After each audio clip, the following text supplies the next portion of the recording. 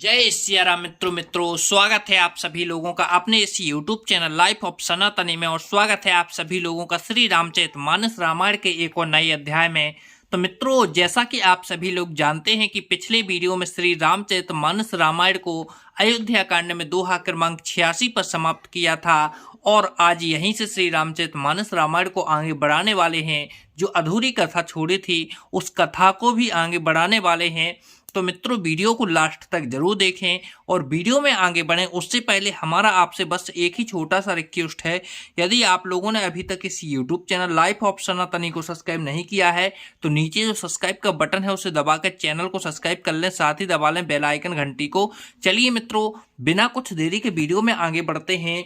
जय सिया राम। राम दरसे हिते ने में व्रते लगे करने नर नारी, मनहु को की कमल दीन बिहीन तमारी। सब स्त्री पुरुष श्री रामचंद्र जी के दर्शन के लिए नियम और व्रत करने लगे और ऐसे दुखी हो गए जैसे चकवा चकवी और कमल सूर के बिना दीन हो जाते हैं। सीता सच्यो सहित दो भाई, श्रृंग बेरे पुरे पहुँचे जाई। ओ तेरे राम देव सर देखी, दीन्हे दंडे बते हरसो विशेषी। सीता जी और मंत्री सहित दोनों भाई श्रृंगवेरपुर जा पहुंचे और गंगा जी को देखकर श्री राम जी रथ से उतर पड़े और बड़े हर्ष के साथ उन्होंने दंडवत की। लखन सच्यों सिए किए पिनामा, सबहि सहित सुखो पायऊ रामा।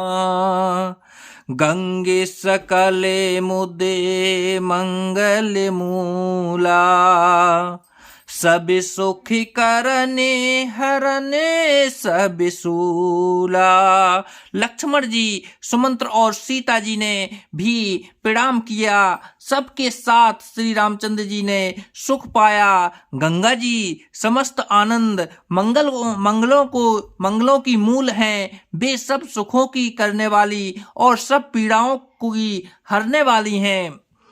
कहे कहे कोट के कथा प्रसंगा, राम बिलो कहीं गंगे तरंगा।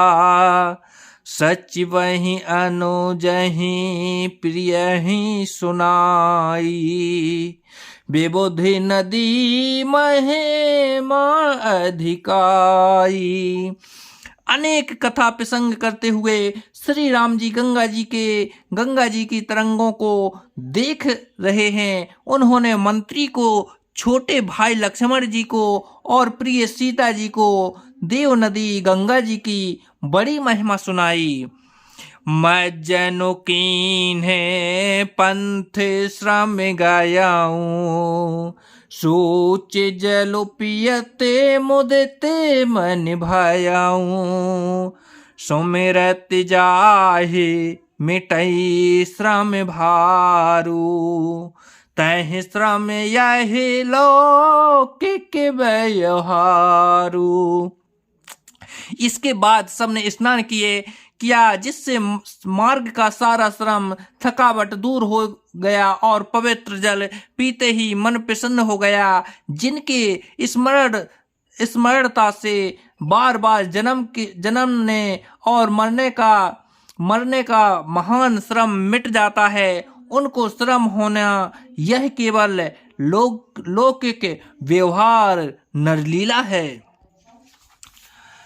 शोधि सच्चिदानंदमय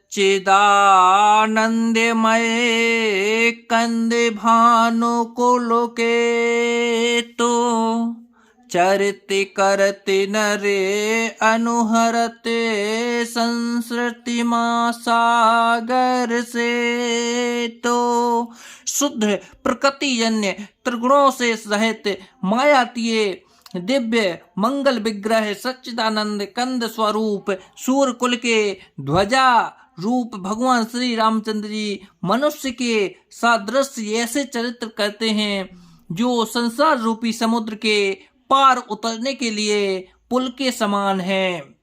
यह सुधि ग्रह यह सुधि गोहन सादे जब पाई, मुदित लिए प्रिय बंधु बुलाई, लिए फल मूल भेंट भर जारा, मिलन चले हिये हरसु अपारा। जब निषाद राज गुह ने यह खबर पाई तब आनंदित होकर उसने अपने प्रिय जनों और भाई बंधुओं को बुला लिया और भेंट देने के लिए फल मूल कंद लेकर और उन्हें भारों बहंगियों में भरकर मिलने के लिए चला। उसके हृदय में हर्ष का पार नहीं था। कर दंडवते भेंट धर आगे, प्रवाहों बिलोकते अति अनुरागे, सहज स्नेह बिबसे रघुराई, पूछी कुशल निकट बैठाई। दंडवत करके भेंट सामने रखकर और अत्यंत प्रेम से प्रभु को देखने लगा। श्री रघुनाथ जी ने स्वाभाविक स्नेह के बस होकर उसे अपने पास बैठाकर कुशल पूछी।